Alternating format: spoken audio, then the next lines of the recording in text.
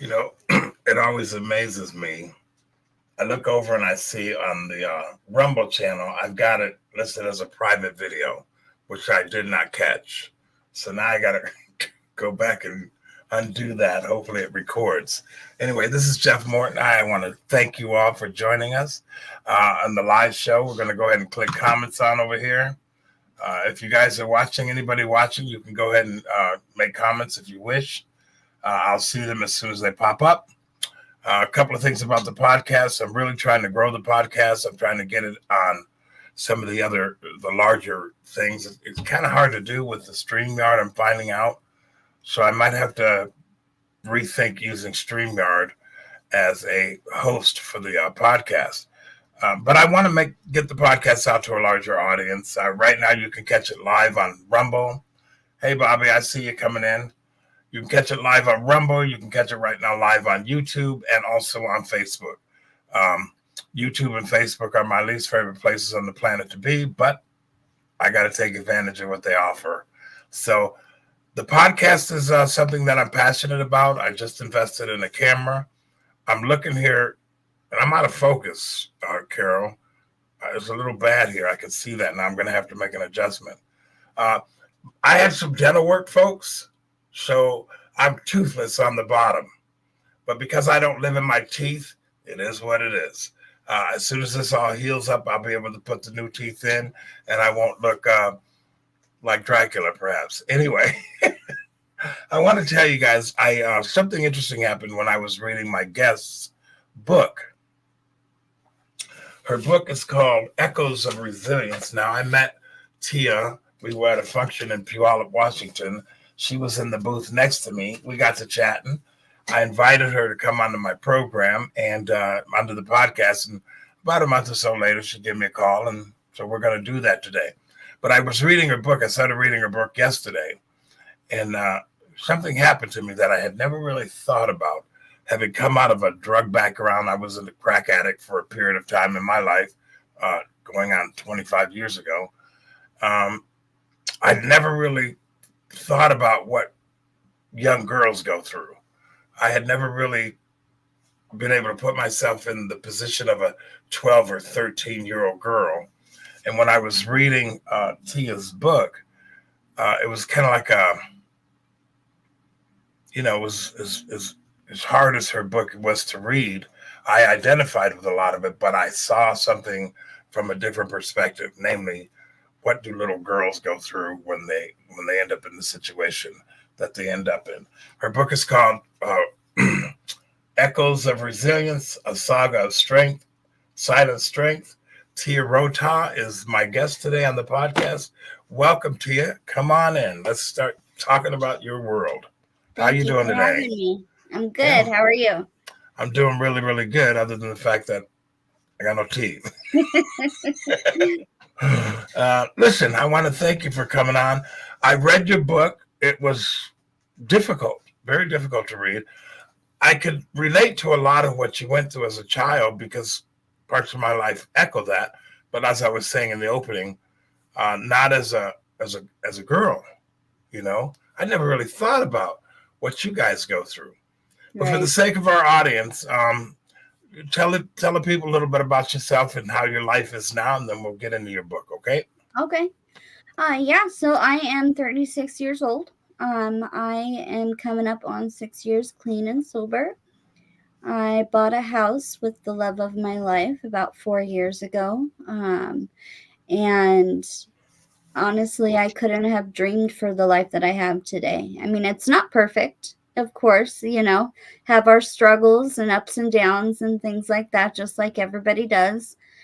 But I have a stable job. I'm working sales and I thoroughly enjoy it. They give me the freedom to do things like I'm planning an entire banquet event for our entire staff, which is huge for So me.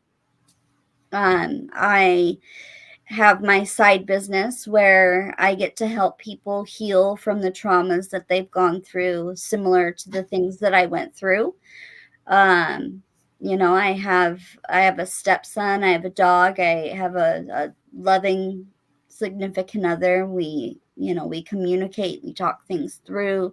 so we don't really fight. We, of course, have disagreements just like every relationship does, but there's a difference between disagreements and full on fighting and yelling and, that sort of thing. And I've never experienced that before. So I still, even though we've been together for almost 6 years, I'm still waiting for the other shoe to drop because I'm not used to it. It's just so new.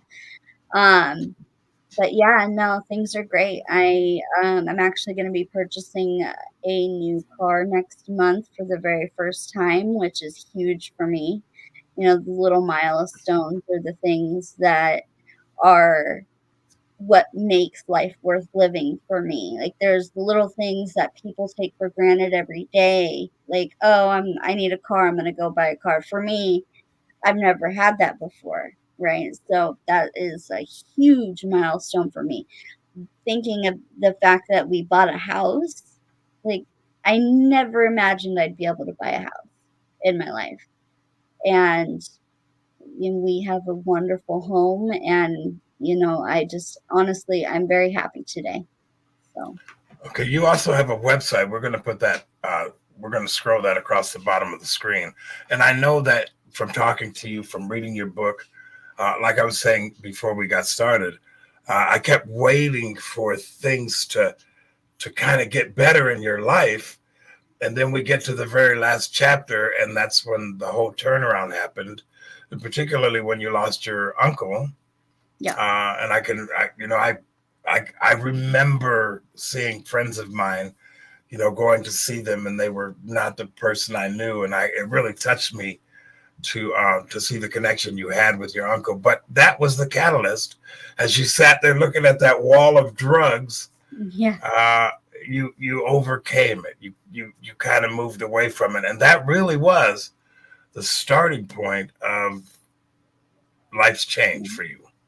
I would definitely say that that was the moment because I was so new in recovery at that time. I had 4 months clean, and my uncle he was like the father that I never had. He was definitely like a second dad to me, and he took me in like I was one of his own and treated me like one of his own children, and we were very, very close. And sitting there, they had sent him home on hospice, and watching him dying, um, and then happening to look over at a wall with literally every drug that an addict could want sitting there, and I was alone in the room, and nobody would have known. I was living in Oxford at the time. I had gotten permission from my Oxford house to stay away as long as I needed to. I could have easily taken the drugs, waited a few days, gone back, tested clean, and nobody would have been the wiser, and I would have gotten away with it. And what I did was, when I realized that I couldn't stop staring at that wall of drugs, I picked myself up and I left, and I went to the grocery store, and I got things to drink for everybody in the household because the whole family was there. And so I removed myself from the situation to overcome that, the obsessive thought process of wanting to use, Right. and overcame it. And that was the biggest thing that I had done in my life up to that point. And I really think that that was when I really chose sobriety. Okay, so now having that effect happen to you, I want to kind of hit some of the high points of your life with your uncle and also your grandfather. I mean, you Yes. passionately wrote about your grandfather. Talk a little bit about him. My grandpa, he was a ornery, racist, narcissistic, stingy man, but I loved him and he loved me, and I was his baby and I was his favorite, and he didn't care who knew it. And we, from the time that I can remember, we were, two peas in a pod. And we had our traditions. We would go once a week. We would go to Dairy Queen and get ice cream cones. We'd go to the store and get loaves of bread. We would go to the same park every week, and we would feed all the ducks. And that was our tradition. He used to take me to the Puyallup Fair every year back when they had elephants that you could ride. I don't know if you remember that. I wasn't here. No, I didn't know, but I didn't know anything about elephants. It's fair, but go Yeah, ahead. well, they Oh, took yes, them I away did. because technically it's abuse for, to keep elephants for people's amusement and things like that. But it was the funnest thing I'd ever done in my life. And we used to go and we'd ride the elephant every year and, things like that. And we were just extremely, extremely close. And his passing, I will say I'm still not over the grieving process. Hmm. And that was back in 2007. Um, there is no timeline for grief. There is no point in grieving where you get to a certain plateau and somebody says, "Okay, you're done now." It doesn't work like that.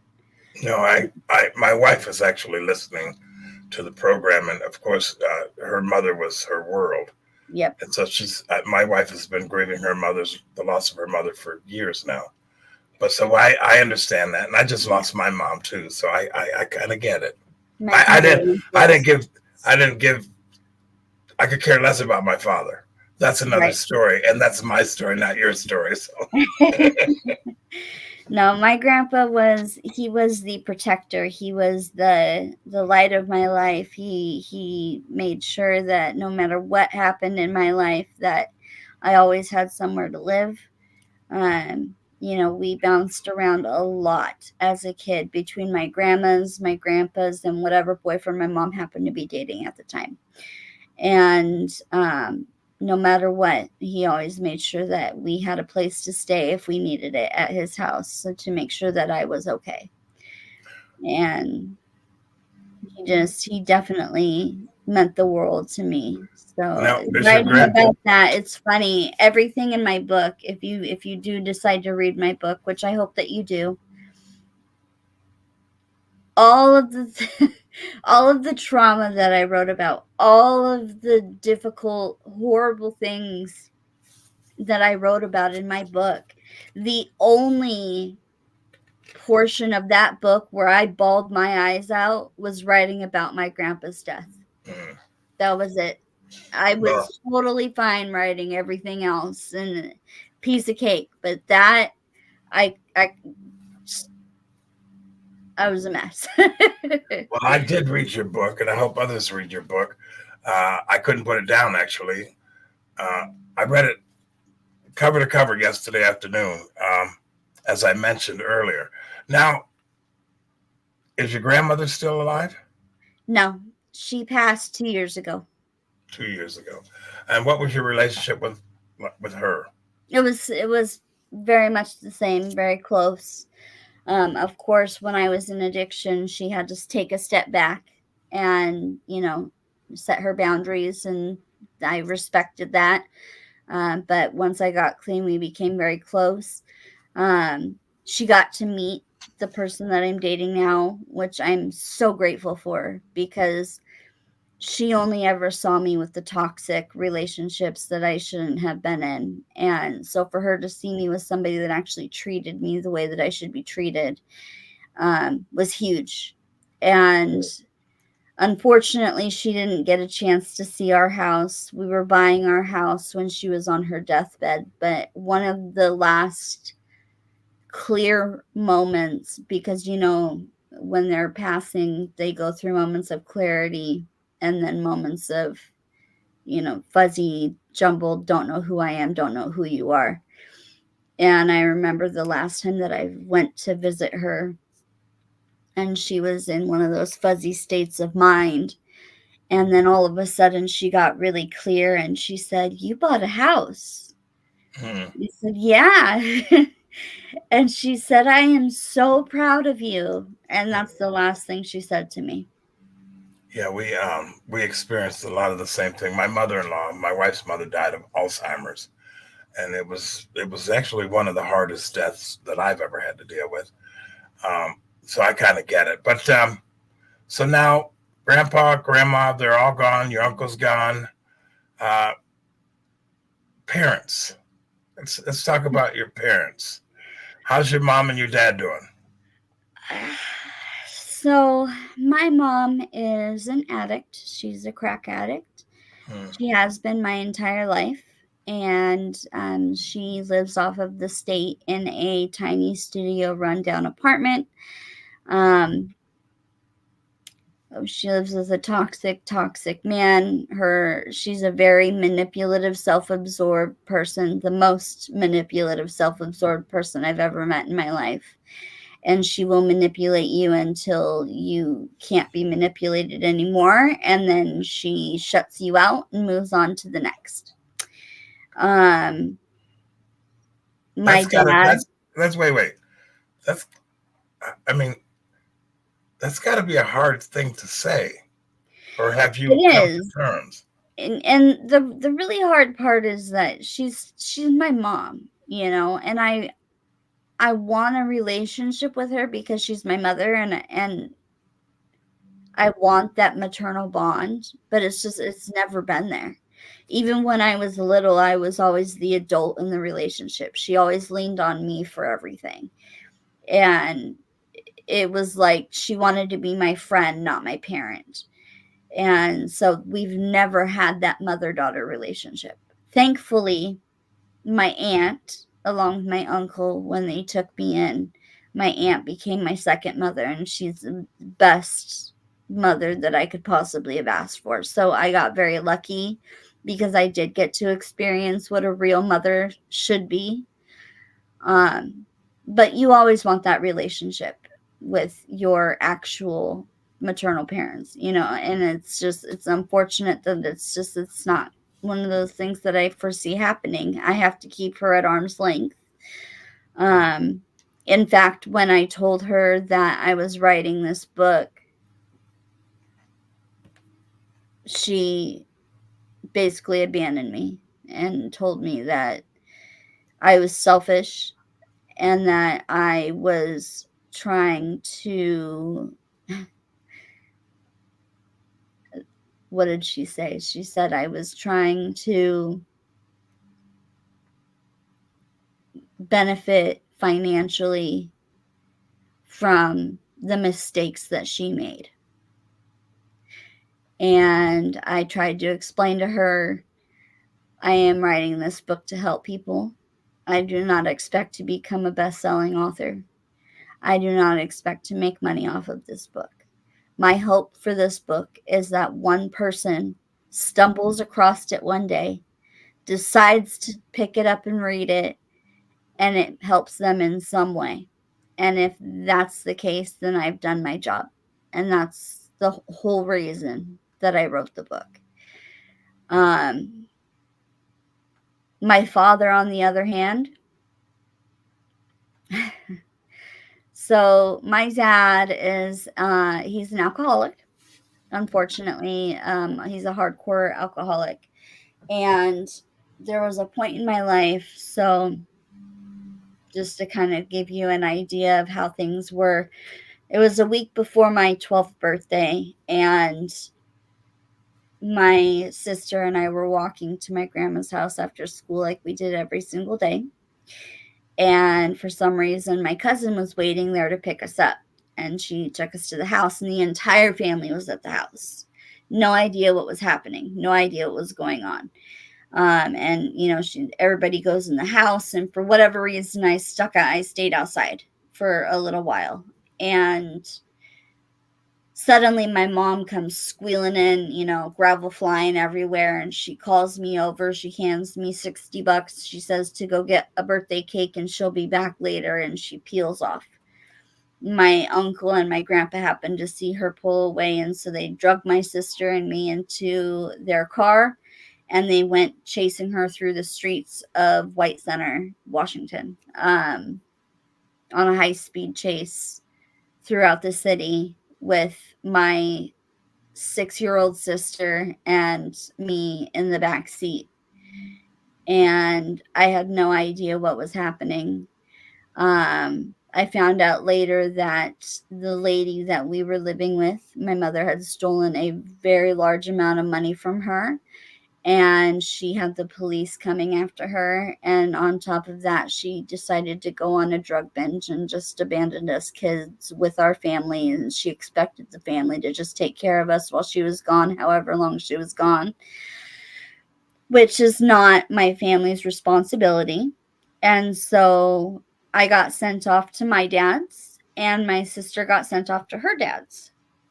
And my dad, it was great at first, I didn't really know him that well. I would visit him for like 3 weeks each summer, and then all of a sudden I was dumped into his lap full time. And he didn't know how to be a parent, and he tried his best. He really did. He got a job at a bar to make extra money and to make ends meet for us, which, being an alcoholic, working at a bar, not the best situation. And so he would stay after work and take advantage because he's a good looking guy. So he would get all the free drinks from all the ladies at the bar. And he would come home and accuse me of doing things like throwing parties while he was gone, which I didn't do. And he would get very abusive and then not remember it the next day. And to this day, he's never admitted ever laying a hand on me. He admits that he wasn't a good father. But whether he actually remembers and chooses not to say it, or he genuinely blacked out and didn't remember anything, I don't know. I will never know the answer to that question. But I ended up having to run away back to my mom's because it was the lesser of two evils, living with a drug addict versus somebody that came home and beat me on a regular basis. So, how's your relationship with your father today? it was good. We had mended our relationship up until I wrote the book. Oh. And my dad had the same reaction that my mom did. Did he read the book? Did either one of them read the book? Nope. Neither one of them wanted anything to do with it. They just assumed that I shit all over. Sorry, excuse my language. It's okay. It's okay.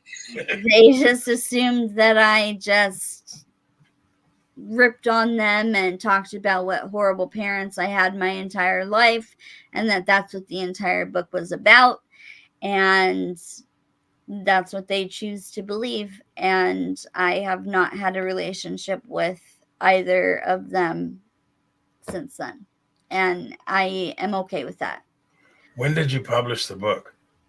Last year.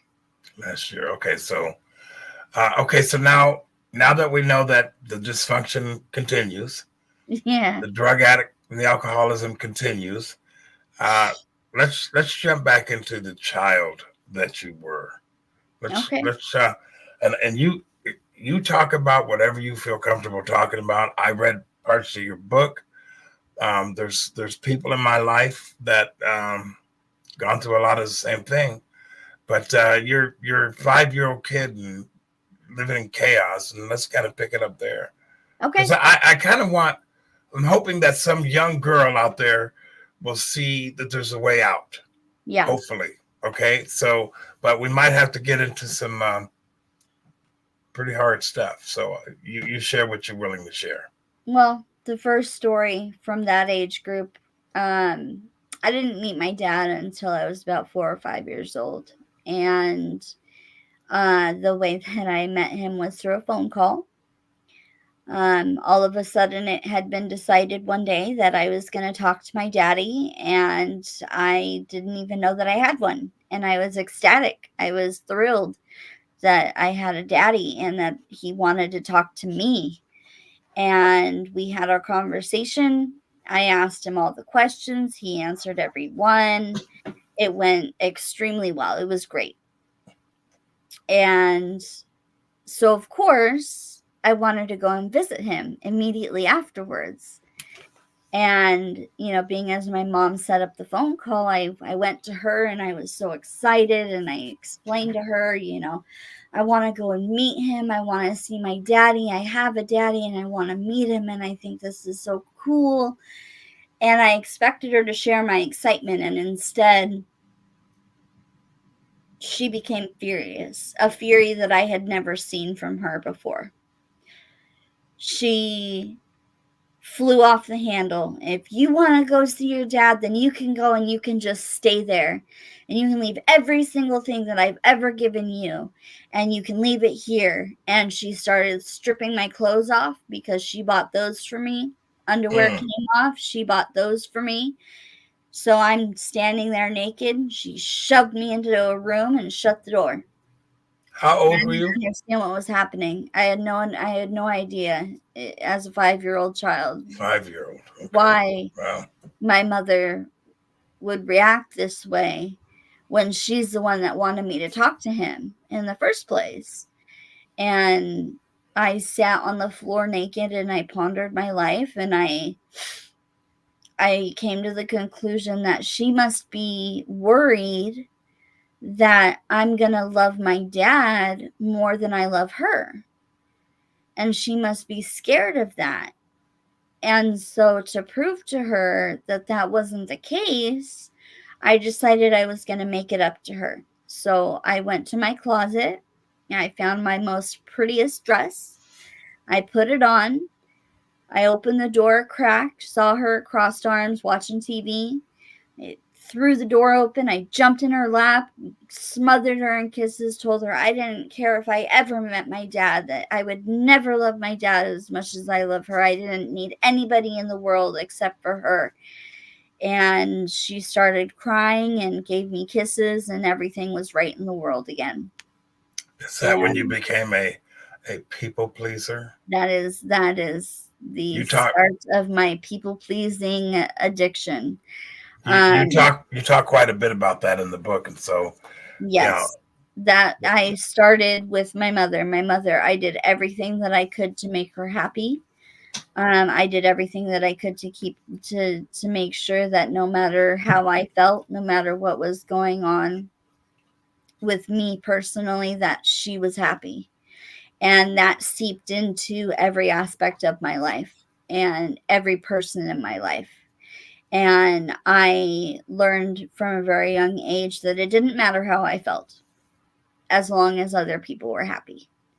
As long as I kept everybody else around me happy, I was doing my job and I was living my life the way that I was supposed to live it. And that affliction lasted me my entire life. I still struggle with people pleasing. I have done a lot of work on it and I have come a long, long way, but I do still struggle with that from time to time. And it all started with that one moment, with making sure that she understood that I would never love my father as much as I loved her. And what kind of mother needs to hear that? What kind of mother, because you want to see your dad, rips off all of your clothes and throws you into a room and locks you in there and tells you that you're a horrible person for wanting to see somebody that your dad. It's just crazy to me. But that's the kind of person my mother is, and that's a prime example of the kind of person that she is. so now you're a people pleasing young child in a dysfunctional family, drug addicted. The doors that opened were all the wrong doors Yep. going forward. So let's kind of move through those years. So when I was about 7, my mom decided to get married, and she married this man that I loved. I loved him. I thought he was great. He was a great stepdad. And he had a daughter and a son, and we moved into a house together, and things were really great for a while. And one night I had a nightmare, and I ran upstairs because my room was downstairs, So I ran up the stairs and I peeked in my mom and dad's room, and I know now that I caught them having sex. At the time, I had no idea. But they jumped up, 5 feet in the air and yelled at me, "Go back to your room, get out of here." And so, of course, not wanting to go back to my room by myself, I figured, okay, so my brother will protect me. And I went to him and I said, "Hey, I had a nightmare. Can I sleep with you tonight?" He said, "Of course you can sleep with me as long as you let me do whatever I want. Absolutely."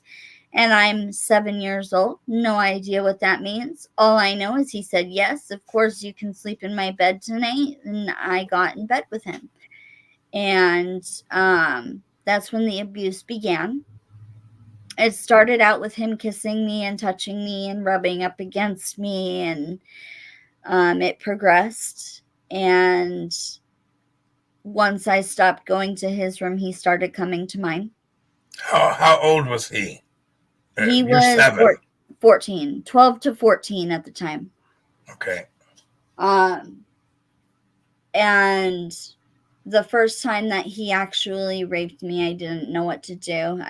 I tried to scream, and of course he covered my mouth and he yelled at me, told me not to scream and not to tell anybody, and that don't act like you don't want this anyway. You were coming to my room, you knew what this was, all of the things. And I decided at that point that I was going to tell my parents. And the next day, we were all sitting, my mom and my dad and me were sitting upstairs watching TV. This was your mom and your stepfather? My stepfather, yes. Right, okay. Watching TV, and I turned around and I told her that my stepbrother was kissing me and touching me and doing things to me that I did not like. And my mom and my stepdad looked at each other and laughed. Told me that I watched too many movies. And that was the end of it. I never brought it up again. And that was when I started to feel that loneliness. Because if your parents don't believe you, who will? Who can you talk to if you can't talk to your parents? And so I kept that inside. And thankfully, 2 years later, they divorced.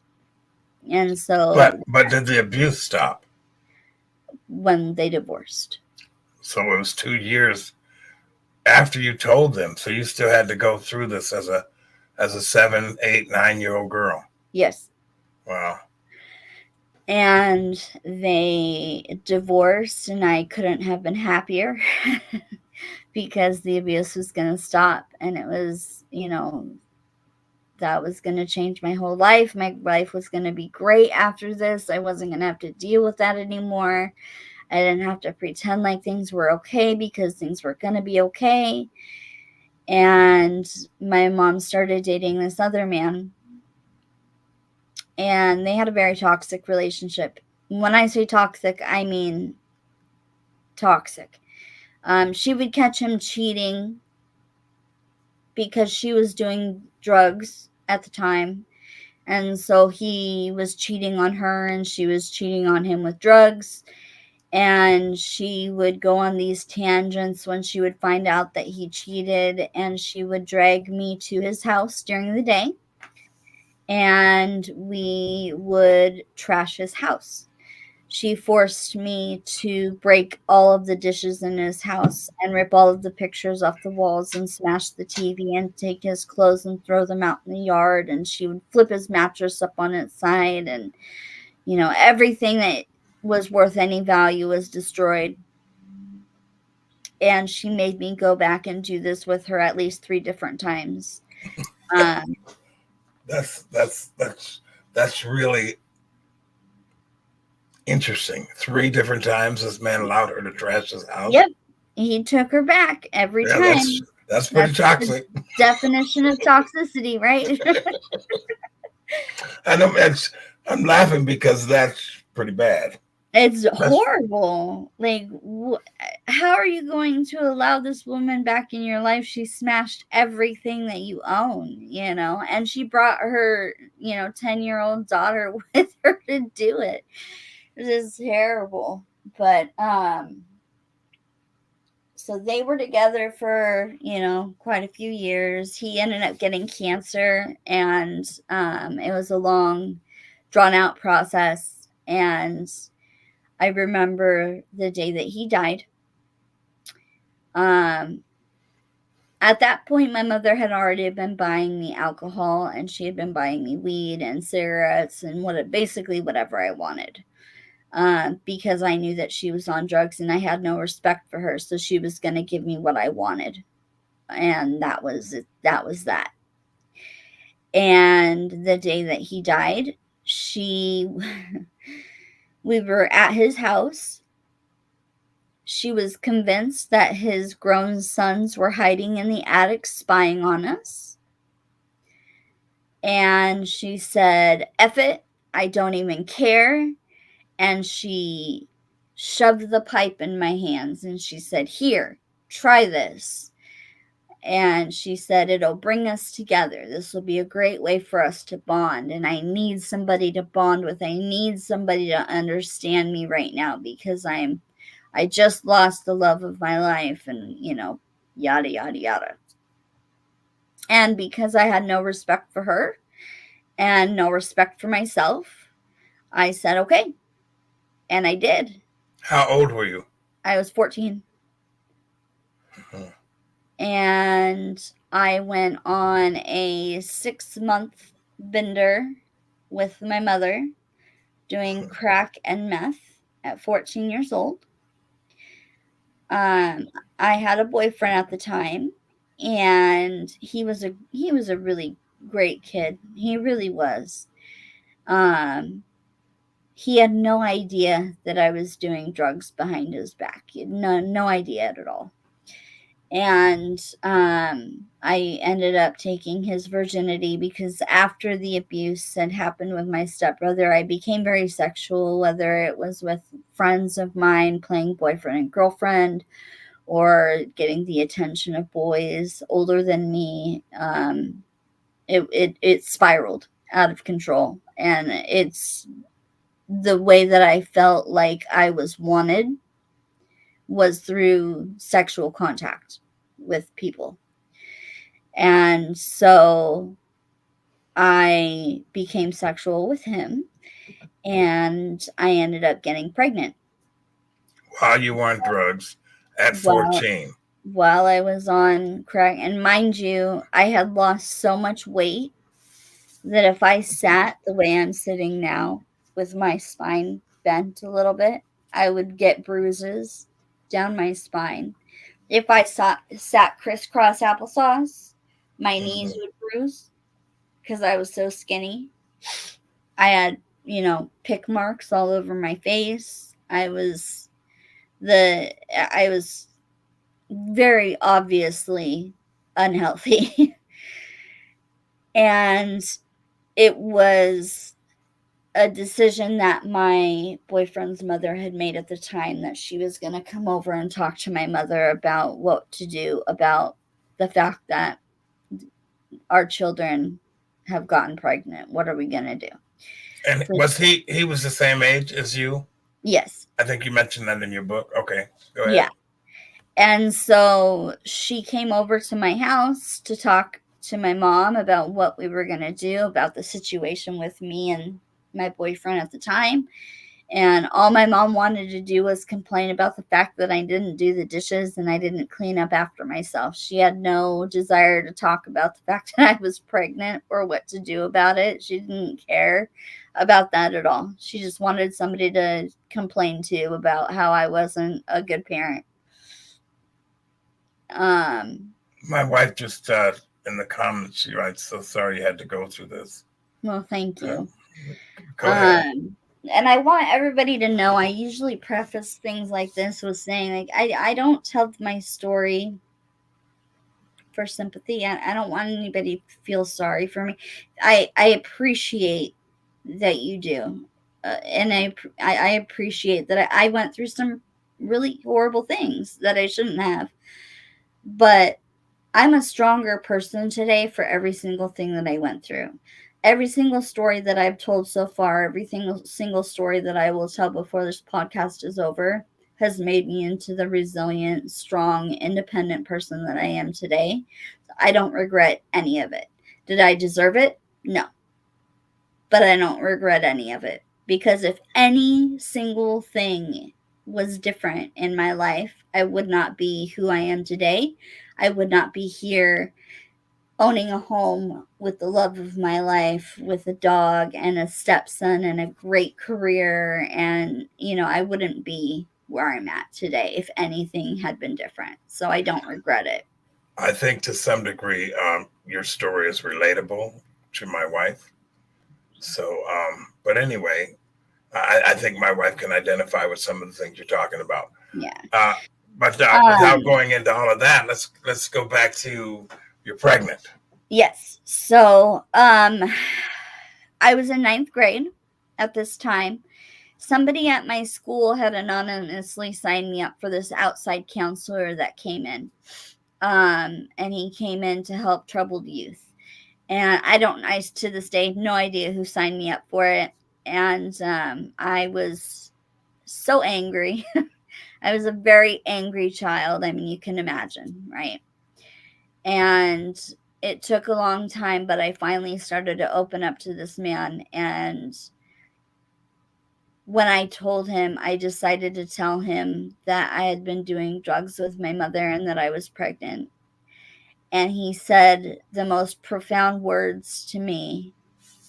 And he said, "You might not understand this right now, but you need to hear it, and you need to understand that I forgive you. Hmm.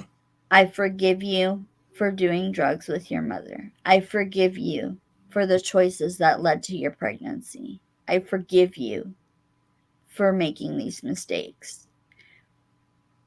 And of course, at the time, I was like, okay. Um, but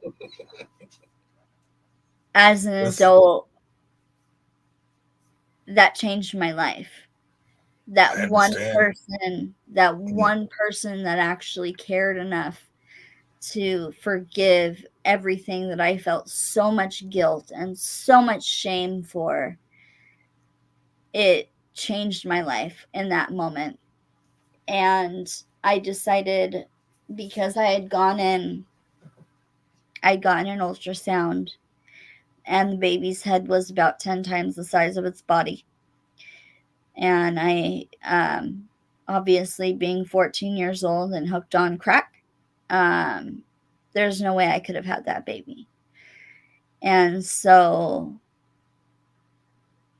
that counselor made the choice. And when you're a counselor, when you're a therapist, you don't take your work home with you. You check it at the door, and that's it. You don't take things home.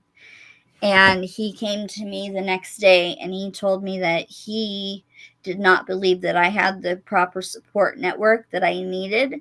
And he came with me to the abortion clinic, and he sat in that waiting room with me, and he held my hand until it was time for me to go back. And the only other people I had with me was my grandpa, who was furious, and my mother, who didn't care.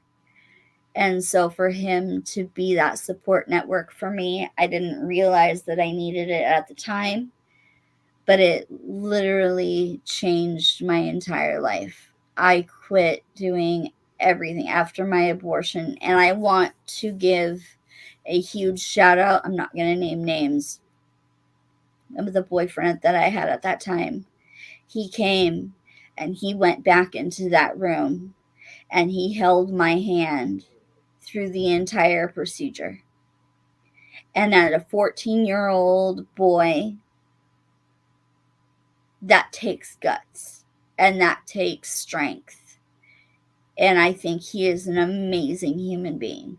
And I will always, always feel that way about him. You go into pretty good detail, and I'd kind of like to skip this part because it's kind of hard. But you do go through the graphic detail of what it was like for you as a 14-year-old girl to Yeah. go through that procedure. Um, again, as I mentioned earlier, to see what we go through from the lens of a female at that age, I had never really encapsulated that into my own situation and some of the things that we all went through. But Yeah. when I got to that part about, the abortion, I was like, my God, she's only 14. It was very, very difficult for me to get through that part of your book. Yeah. So anyway, So after that, I quit doing everything. I quit smoking, I quit drinking, I quit doing drugs, I quit all of it all at one time. My mom ended up getting arrested, and so my aunt and uncle decided to take me in. And it was the best thing that ever happened to me. And I was doing really well up until I started to get really sick. And I started getting really sick. I had chronic ear infections like once a month, bad, bad, to the point where my entire eardrum exploded. My doctor didn't know what to do to deal with me, so he started prescribing me pain medication like it was candy. mm, And I'm talking 40 10 milligram pills every 3 days for 2 years. And so I didn't even know that I had a problem. I mean, I thought that I was in the clear. I had kicked my drug problem. I had stopped doing drugs. I stopped smoking. I didn't drink. I was doing great. I was taking doctor prescribed medication. I was doing all of the right things. And I didn't know that I had a problem until I lost that job that I had and I lost my insurance and I couldn't go to that doctor anymore. And I realized I had a big problem. now how old were you? And by the way, doctors make their money on prescriptions. Yep. That's where they make a lot of their money. So now, were your what age group are we now? So when I started to do the pain pills, I was 16. And this So by the doctor's time I was prescribing you. 18, I was very much addicted. And I went through the whole process. I doctor shopped. I went to the different hospitals. I started buying them on the street, and then all of a sudden couldn't find them anymore. But I could find heroin, and guess what? Heroin was cheaper, and it had the same effect. It got rid of my pain, and so I switched. And I did heroin for about 7 8 years, Wow. and I overdosed 3 times. And I should not be here today, but I am. And I honestly believe that the reason I'm here today is to spread my message and to tell people what I've gone through and to let people know that they're not alone. No matter what you're going through, you're not alone. Somebody has been where you are and has overcome it. So if you feel the crushing weight of the trauma bearing down on you and you feel like there is no way out, just know that if you want it bad enough, you can overcome anything that you've gone through and you can become a stronger individual for it. Tia, we've And got about 10 minutes left in the broadcast. And, having listened to, the sexual abuse, the physical abuse, the emotional abuse, the drug abuse, at some point, and you lost everything. You lost your apartment. You were homeless. You were moved through a litany of guys. Folks, I toxic really, relationship after toxic relationship. yeah, I encourage you to go ahead and go to her website, purchase her book. There's a link that can help you do that. But now things turned around the last 6 years of your life. Let's Yes. kind of get to the things that you really want to say to the person who might be going through some of the same things that you're going through, and also the difficulty in the process to turn things around. Asking for help. it's not an easy thing. It's a very humbling thing to ask for help, to realize that you can't do everything on your own, and to realize that you may need to reach out to somebody, whether that's a sponsor, whether that's a therapist, whether that's a certified peer coach, whether that's a psychiatrist, whether that's just a support network that you have of friends and family. It doesn't just asking for the help that you need and getting the help that you need is the most important thing that you can do for yourself. Because if you're not willing to ask for help, nobody's going to ask for help on your behalf. And closed mouths don't get fed. So I strongly encourage anybody going through anything, go to my website. I have a ton of online courses. I've written about 10 guided journals. I don't know if you can see it because of the blurred background.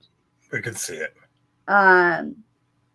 But they are prompted journals. So you go through, and the idea is to answer one question each day so that it's not overwhelming for you. And you answer your question, you go through the book, and hopefully at the end of it, you've at least retained a little bit of what you've learned, and it helps you out even just a little bit. I have several different topics, several different avenues. I have grief, OCD, body dysmorphia, anxiety, trauma, you name it. I've been there, and I've used my experience to write these guided journals to try to help other people. I have 15 online courses. Some of them are free.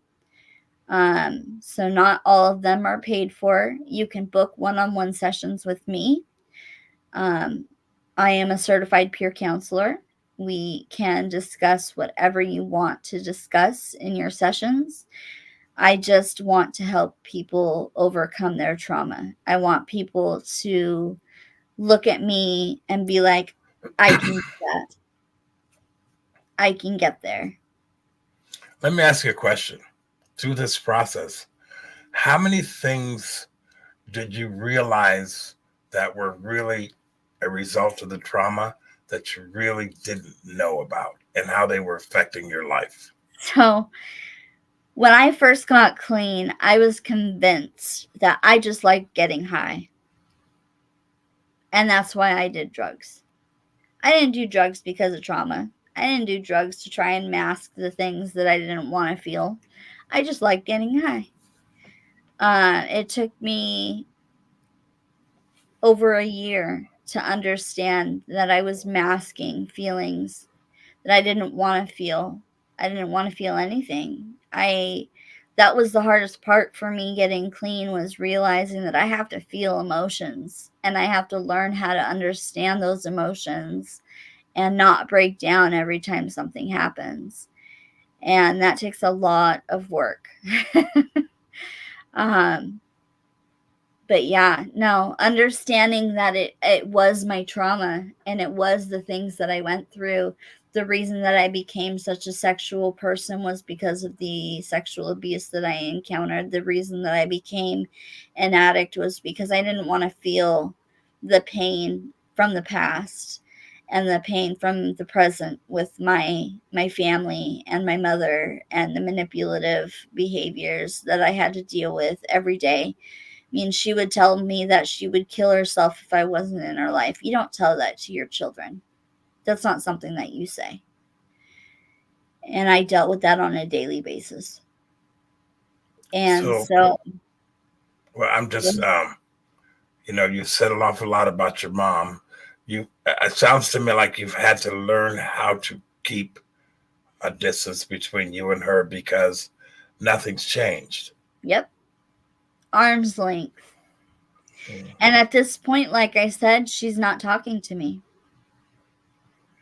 because of the book. Same with my dad. He's not talking to me because of the book. But we've got 5 minutes left in the program in our podcast. I want to thank you for coming on. Like Thank I you. said, your story was hard for me to take, but I connected a few dots that I didn't know about. reading your story from the perspective of a woman, from a female. Um, so there's some things that has helped me to kind of understand putting myself in someone else's situation, and particularly a woman's. It's easy for me to do that with a guy, but not a woman. We don't think about it that way. We don't think about the ugly things that happen that trigger the behavior that Yep. you went through. And when it's with a girl at 12, 13, 14 years old, I mean, there's a line of guys looking for those girls every day. Yep. And you were one of those girls. And but you've turned it all around. Things are Yep. good. I'll give you the Mhm. last closing remarks. You got 4 minutes. What would you like to say to that 12-year-old or that 18-year-old or that person out there from your heart? It's okay to say no. It's okay to feel uncomfortable setting boundaries. It's okay to not be okay. There's nothing wrong with you. And if you need help, ask for it. Honestly, that's the main lessons that I have. Is just be okay being uncomfortable, because in order to heal, you have to get real comfortable being uncomfortable. And find somebody that you trust. Find, whether that's a therapist, a peer counselor, a psychiatrist, whoever, and really dive deep and give that person every single ounce of you, and they will help you through any problems that you are facing that you don't think that you can overcome. Affirmations, positive affirmations. Write down 10 positive affirmations about yourself. Repeat them every single day out loud. It sounds stupid in the beginning, but it really does work. It really does. Um, Coping mechanisms. Go, like I said, go to my website. There's so much information on there that you don't have to pay for. And I want to help people. If you are looking for help and you don't know where to turn, you can turn to me if you want to, and I'm here for you. And you designed your own website, right? I did, yes.